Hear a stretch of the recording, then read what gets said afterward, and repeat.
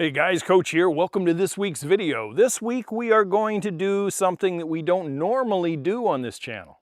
We are not going to tell you how to do something in the landscape world. It's a little different, huh?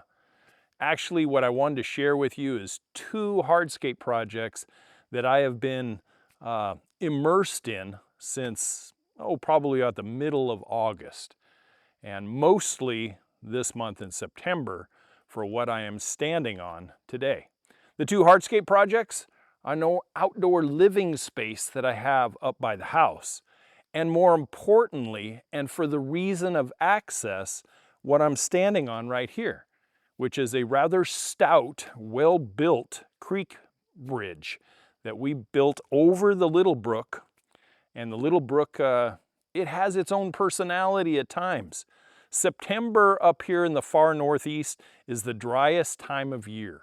We generally see very little accumulation of rain. I call it kind of nuisance rain. It's just enough to keep things green, but not enough to get things going really well. And our brook, both the big one, certainly the little one, and the pond is in a state of drought right now. But the bridge itself is something that I have never done. And this is not telling you how to do it. It's just showing you what I did regarding the bridge. And then the same goes for the deck. I am not a master deck builder. I never pretend to be a master carpenter. But I have built a few decks in my time.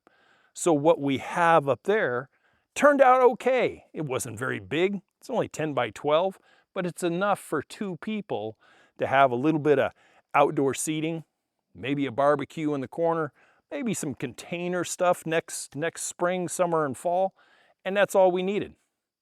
But this guy right here, this guy allowed me to access power tools like JD the tractor and also the lawnmower to get over here. And by getting over here, I can retrieve firewood that has been down for several months, and I can get back over safely. And this is something that I would be able to navigate probably, shall we say, 10 months out of the year, because once the snow really starts accumulating in January and February, except on a few occasions, probably can't drive over here that much. But most of the time, if we have a few inches on the ground, no problems. This thing was built on a span of 20 feet. On one side of the creek, it was built with cinder block filled with rebar and concrete. Same thing on the other side. Basically a bulkhead is what it was. And it was made out of the 8 by 8 by 16 blocks, leveled on top of a well-draining gravel bed with a filter fabric on the bottom. And then all the concrete and cement filled it up. I tell you, I felt like I kind of overbuilt something. But at the same token, I didn't think a 20-foot span all in one chunk was really a long-term stable solution for this bridge. So what I did do is I put two mid-span supports, probably about 12 feet out, 11 feet out, and then the remainder, was the second half. My biggest concern about this whole bridge is when it does rain and when the snow melts, depending on how fast it melts, is this bridge high enough and is it wide enough to accommodate a lot of water going underneath it? And I think it will be, especially since we're going to have some riprap and other rock that's going to be placed in here to kind of stabilize the banks. We've had a tremendous amount of erosion on the Little Brook coming out of the pond here since we've been here. We have lost the better part of 15 feet of bank here, which is directly connected to the dam itself.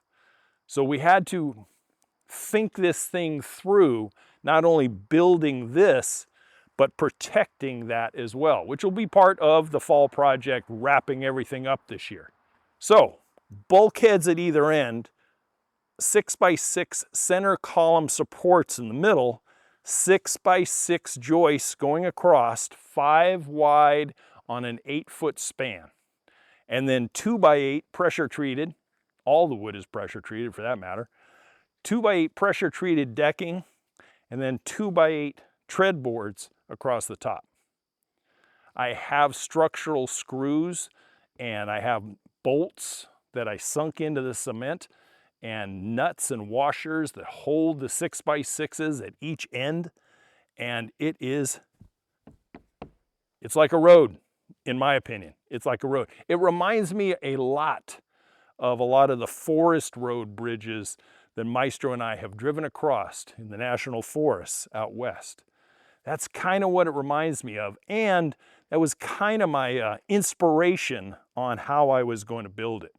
And I'm one of those guys, maybe you can relate, maybe you cannot, stares at the ceiling quite a bit before I go to sleep at night. I see things in the dark part of my mind, and how am I going to do this? How am I going to act? Where am I going to, how am I going to chop? How am I going to cut? How am I going to support? And then eventually, through exhaustion, I fall asleep. This was the result. And I think it turned out okay. I really do. Do I think there are some mistakes? Yeah, here and there probably, but nothing that is really going to affect the overall outcome. And that's what I want to impress upon you, is that I didn't think I could do something like this initially, something I'd never done before. And now, here it is, finished, thought out, completed. And now I'm going to just treat it for water protection and snow protection, and it'll be done. And we have already driven our tractor across here. I've pulled some timber out of the forest that came down this spring, and now that timber is the retaining part of the uphill drive that is still yet to be completed, because in the middle of all this, my tractor, JD, he decided to get sick on me. So he's at the tractor hospital. He'll be back later this week. So let's take a few minutes and just go over what I did to create the deck up outside the house and how I added just a little bit of outdoor living space to our home here at Brook Pond. So the decking situation that I had and the ideas that I had to come up with had to overcome a primary problem. And that is that this deck is placed on a fill type of hillside. This was filled in from the previous owner to give a little bit more driveway surround and a little more room on the back side of the property. So based on that, I knew I couldn't, at least on the front footer area, I couldn't dig down because it's really not that stable. Now, how do you do that? How do you overcome that and still have a safe deck, foundation, etc.? Well, I figured this. I knew that the head of the decking up near the driveway was much more stable ground. So what I did is I went and got those 16-inch, I don't know if you can see them on the video, but the 16-inch concrete platforms at Lowe's. And in those, I drilled out the center of them and I anchored the concrete anchors for a 6x6 post and ratcheted that down rock solid. And then I had a gravel basin cut in a circular fashion, and I put those platforms down. And I put the anchor on it, and then I put the 6x6 on top of that. I leveled everything across, carpentry 101, right? Then I took around that platform and I poured cement around it. So now I have this hole, somewhat, only about that deep or so, and then a little bigger than the platform itself, and then concreted around it and made that my anchor point, so that if the front of the deck got weird on me, I could always jack it up and reapply some type of an adhering type of product, more concrete down here, or whatever it would take. But from what I have seen after I have built this deck, it is solid. It is 6x6 posts, 2x8 spans, 2x8 rim joists, all pressure treated, and then 5 quarter boards for the decking boards. I did not have the budget for a composite deck surface. I just didn't. So I went with this.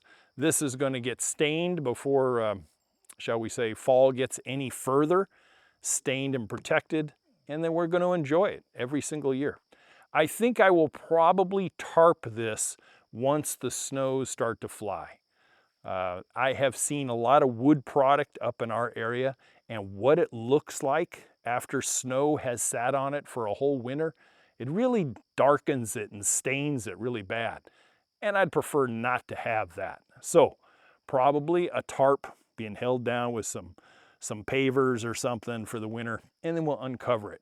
I don't think it's got enough airflow and stuff underneath it, and it's got a nice vapor barrier and gravel underneath it, that the airflow is still going to get up there even if I have it tarped. So I don't think it's going to create a rot situation. But if some of you decking experts out there can add to that, would I be compromising my decking surface by tarping it during the time of year that rot generally doesn't take place in sub-freezing temperatures? But you guys tell me. Drop it in the comments below and let me know.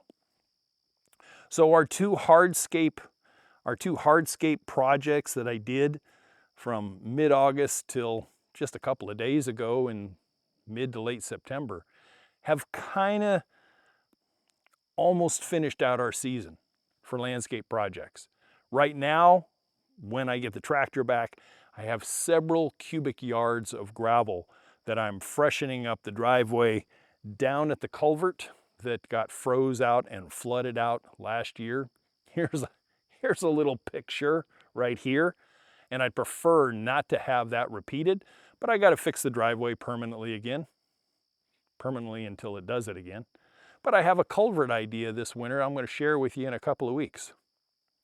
Anyway, if you guys think that you can't do something, join the Coach Matt Club and say, think it out, do some due diligence, and know full well, once you think it, it can come to life, and it's not that hard.